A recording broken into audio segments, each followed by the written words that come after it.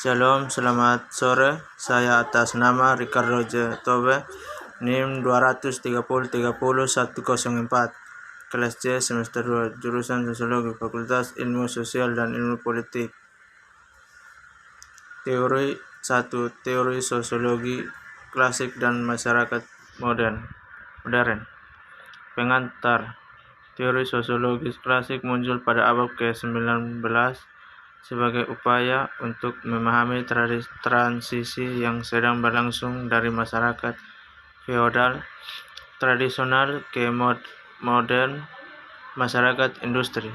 3 tokoh yang saya fokuskan dalam buku ini adalah karya Karl Marx 1818 sampai 1883, Emile Durkheim 1858 sampai 1917, dan Max Weber 1864 sampai 1920. Biasanya dianggap sebagai perwakilan terpenting dari klasik tradisi. Mereka tentu saja bukan satu-satunya kontributor penting bagi perkembangan teori sosiologis atau munculnya sosiologi sebagai sebuah disiplin akademik. Saya berkonsentrasi pada trio ini daripada kelompok yang lebih besar pendiri sosiologi karena beberapa alasan: minat pribadi yang kuat pada mereka bekerja, preferensi untuk ke dalam daripada keluasan, kecerdasan dan orientasi diagnosa mereka tentang kondisi modern. Kondisi modern dan mereka sangat menonjol status dalam jajaran teori sosial. 2. Sosiologi klasik dan transformasi besar. Sosiologi berawal dari apa yang dilakukan oleh sejarawan ekonomi karya Fourier disebut transformasi besar, terletak terutama di Eropa Barat selama pada abad ke-18 dan ke-19 dengan waktu dan efek yang berbeda satu negara ke negara lain. Transformasi ini memuncak pada kematian dunia para modern dan kebangkitan dunia modern. Meskipun harga polinya bunga Maria adalah perluas ekonomi pasar. Periode Eropa sejarah yang ditulis dibentuk oleh 3 revolusi yang mendalam. Ketiga, sosiologi klasik dan masyarakat modern. Sosiologi klasik adalah fenomena modernitas itu sendiri, hasil dari sangat perkembangan itu berangkat untuk belajar. Dan tema modernitas Grant mencatat adalah motif pemersatu yang hebat dari sosiologi klasik, bahwa topik modernitas menarik perhatian abad ke-19 di Telecus. Tidak mengherankan, mereka hampir tidak bisa mengabaikan fakta dunia baru bermunculan di sekitar mereka. Ruang lingkup perubahan sosial selama usia ini revolusi begitu jauh mencapai itu. Bagian banyak penghemat bagi pada saat itu mampu dalam retrospeksi perjalanan dan era para modern ke era modern mewakili mengirimkan perpecahan atau diskontinuasi mendasar. Max Durkheim dan Weber ahli teori modernitas karena mereka dianggap sebagai bapak pendiri sosiologi. Max Durkheim dan Weber membentuk semacam trio alami. Kami mempelajari pekerjaan mereka untuk menginformasikan diri kita sendiri tentang sejarah dan perkembangan teori sosiologi, untuk belajar apa artinya berpikiran secara sosiologis, untuk mendapatkan apresiasi atas usaha sosiologi dan praktek penelitian sosiologi, untuk memperkenalkan diri dengan perspektif yang berbeda dan aliran pemikiran di dalam Pline, dan untuk memperoleh pengetahuan latar belakang yang diperlukan untuk memahami isu terkini dan kontroversi di lapangan. Max Durkheim dan Weber, pembela modernitas. Marx atau Durkheim dan Weber masing-masing menerapkan prinsip ilmu yang diturunkan dari pencerahan untuk memeriksa asal-usul, karakteristik, dan dinamika masyarakat modern. Namun, selain menjadi ahli teoritis modernitas, mereka memang demikian juga para pembela modernitas yang sangat menentang arus rekreasional hari mereka. Tidak seperti banyak orang sezaman mereka memihak pada kekuatan perubahan.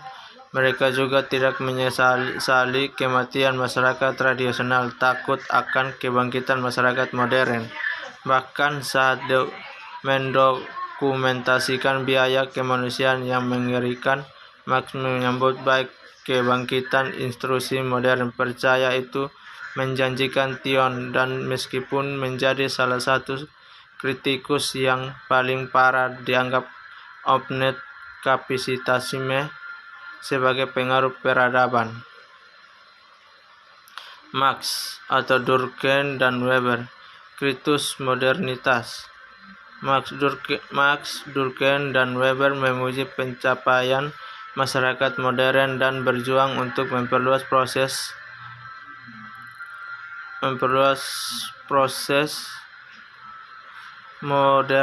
modernisasi ke arah yang mereka anggap diinginkan.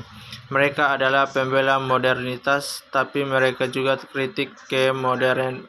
Mereka menarik perhatian pada bahaya, dilema, dan penyakit dari kehidupan sosial modern. Dan pada kenyataannya mereka menganggap dunia Eropa Barat hari mereka dalam keadaan kritis. Sebagai tanggapan mereka masing-masing mengajukan diagnosis waktu mereka mengungkapkan kontradiksi, patologi, dan irrasionalitas sera modern. Marx atau Durkheim dan Weber, intelektual publik. Marx, Durkheim, dan Weber masing-masing menganut identitas ilmuwan. Mereka masing-masing mengabdikan diri untuk usaha ilmiah, dan mereka masing-masing mengumpulkan badan beasiswa ilmu sosial yang mengesankan dalam upaya ilmiah mereka. Namun mereka juga masing-masing menganggap diri mereka melayani sesama ekstra ilmuwan tujuan politik secara luas. Tujuan mereka bukan hanya untuk menambah persediaan pengetahuan ilmiah, tetapi untuk mempengaruhi perubahan sosial melalui kekuatan tulisan dan pidato mereka. Mereka berusaha untuk mendidik dan mencerahkan kesadaran publik dan menenangkan pertobatan untuk tujuan mereka yang jelas benar bagi Marx bahwa dia dimaksud tidak hanya untuk menaksir dunia, tetapi untuk mengubah juga sama saja benar untuk Durkheim dan Weber. Materialisme sejarah. Dari sudut pandang mana kita dapat memahami dengan baik sifat masyarakat itu, dinamika perubahan sosial, lintasan secara manusia, dan garis momen masa depan. Ada banyak kemungkinan. Beberapa ahli teori memberikan prioritas ke arah politik. Para pendukung perspektif ini percaya bahwa politik, lembaga, proses politik, keputusan, kebijakan pemerintah adalah faktor penting yang menentukan kualitas kehidupan sosial, berfungsinya masyarakat etnis, dan jalannya sejarah. Konsepsi masyarakat materialisme Marx. Bagaimana ciri masyarakat yang menandai semua segi lain kehidupan sosial adalah tatanan ekonominya, cara produksinya, padahal memiliki penggunaan tidak sesuai konsisten. Konsep ini umumnya menunjukkan yang dapat dilihat tatanan ekonomi yang ditentukan oleh cara manusia mobilisasi tenaga kerja yang diperlukan untuk memenuhi kebutuhan dasar mereka. Bagaimana sistem produktif ini terorganisir seperti hal yang kebutuhan manusia itu sendiri berupa seiring waktu. Beberapa perbedaan cara produksi yang beda telah muncul sepanjang sejarah, termasuk budak feudalisme dan kapitalisme. Lebih tetapnya menggunakan istilah teknik marxisnologis. Cara produksi diciri-cirikan oleh kombinasi spesifik dan kekuatan produksi, dan hubungan produksi kekuatan produksi terdiri dari dua faktor. Satu, alat produksi termasuk tanah, peralatan, mesin, dan bahan mentah dan lain-lain. Dua, tenaga kerja produktivitas yang bervariasi sesuai dengan keterampilan, keahlian, dan pengetahuan teknik tenaga kerja. Mungkin hanya ini saja yang saya bisa sampaikan pada teori sosiologi klasik review buku yang ke-6. Terima kasih.